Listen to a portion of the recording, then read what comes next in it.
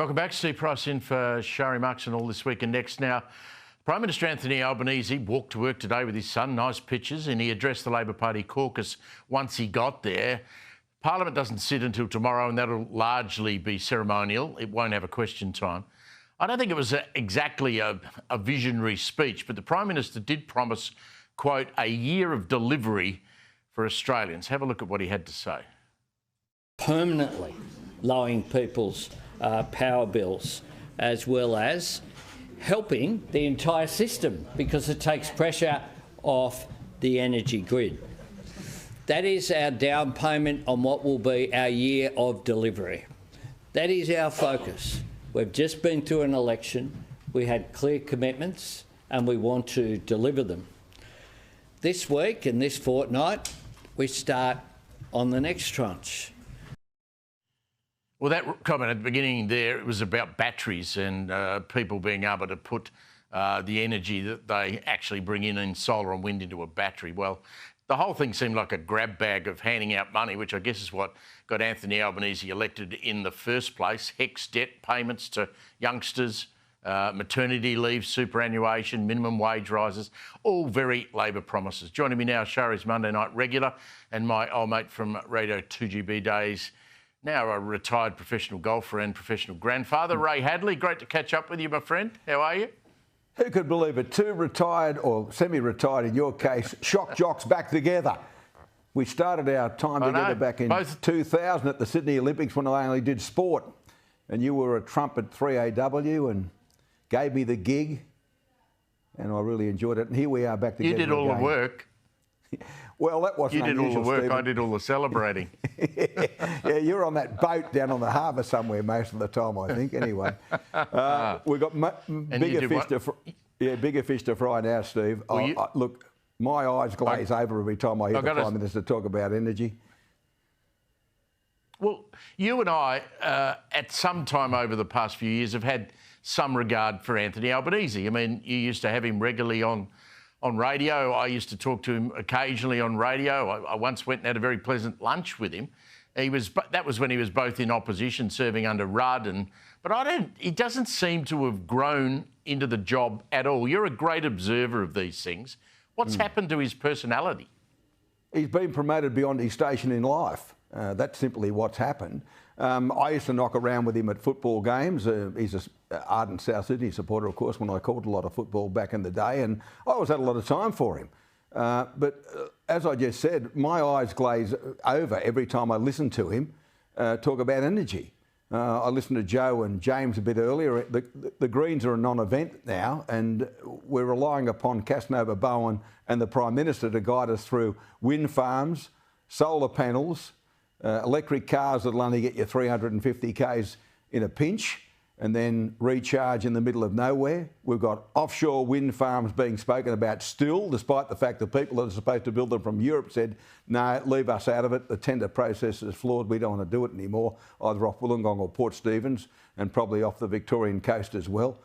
And I mean, he just said again in that clip you played for your viewers that, you know, he's promising reductions.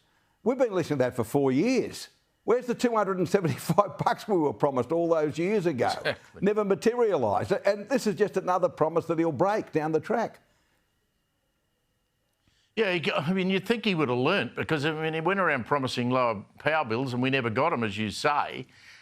It's interesting too, the words that have disappeared out of the agenda now, we don't hear much about the cost of living crisis anymore. I mean, I'll talk to you about the opposition in a moment because part of that is their fault. But Albo doesn't seem to realise he's off running around with pandas and wandering around the Great Wall of China. How does he think that looks to people sitting down in their lounge room tonight with their electricity bill trying to work out if they can pay their mortgage next month? He should be more concerned about what Donald Trump thinks about him having his fourth visit to the Chinese leader without even meeting Donald Trump, despite him being there for, you know, a fair time. And as you say, it was all about pandas. It was all about feeling good and, you know, hail fellow, well met. And then misquoted over Taiwan, as the Chinese do. They said, oh, no, he's fully supporting us moving into Taiwan and taking over. It's not what he said. But because he's over there shaking hands and glad-handing the Chinese leaders, looking like one of them, well, of course they're going to misquote him and, misuse his language and say things he didn't say. And he's got to now clarify all of that and say, well, hang on a sec, no, I'm opposed to what they're trying to do to Taiwan. And he still hasn't enunciated really in clear terms that we rely upon the United States of America, not just in trade, but they saved us in World War II, as I've said here previously with Shari. And if we're in strife sometime down the track, we're going to need some help from them again. So he's got to really, really work hard to make sure they're not offside, particularly the leader. He's got to make sure Donald Trump's happy with him. And whatever it takes, he's got to do it. You've always been a winner in life. How'd you like to be Susan Lee trying to run the coalition? She's staring at least 6 years probably in opposition. The Libs are down to the worst polling figures they've had since the 1940s. Their primary vote's down at 29%. Is that brand, in your view, savable? I mean, could Gerry Harvey even save it? No, not if he offered, 5 years interest-free. As far as Susan Lee's concerned, I've said before, she won't lead the party to the next election, I wouldn't think. And that's not, denigrating her. But, they've been battling all these weeks and months since the election about gender equality. And the first thing she did when she's in the chair is sack two of the most capable females that were serving under Peter Dutton. Look, it's uninspiring stuff. I'm not surprised by the news poll out today. They've got a Herculean task. Of course, it's not good news for Labor either. Their primary vote is down as well, but two-party preferred. They've increased their lead over what they did in May.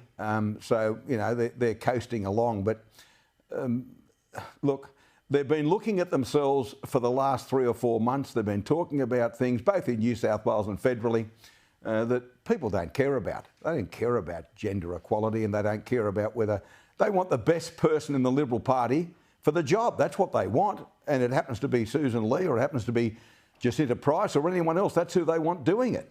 And they're preoccupied with all this stuff, and it's green stuff. And as Joe said, I mean, the Greens are being wiped off the face of the earth because the environmentalists who started the party have been taken over by these people who have social agendas, namely at the moment Palestine and Gaza and supporting Hamas and all the other rubbish they go on with, and they're irrelevant now. But Susan Lee faces a Herculean task to pull this all together. I don't think she can do it. I don't know who can in the party.